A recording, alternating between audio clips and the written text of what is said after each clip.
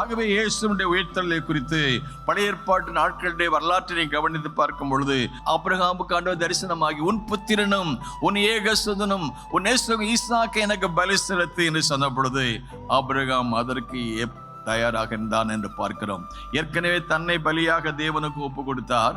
இப்பொழுது அவருக்கு கொடுத்த ஒரே குமாரனையும் அவருக்கு பலியாக ஒப்பு கொடுத்து அவர் எனக்காக நீ அர்ப்பணம் செய்ய வேண்டும் போது அதற்கும் ஆயத்தமாயிருந்தார்.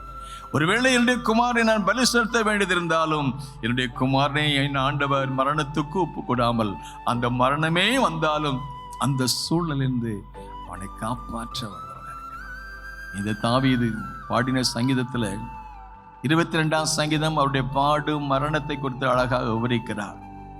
ஆனால் 23, 24ஆம் சங்கீதம் வரும்பொழுது அவருடைய உயிர்த்தெழுதலை குறித்து அவர் நினைவு கூறுகிறார். வாசல்களை உங்கள் தலைகளை உயர்த்துங்கள், அநாதி கதவுகளை உயருங்கள், மகிமையின் ராஜா உள்ளே பிரவேசிப்பார். யார் இந்த மகிமையின் ராஜா?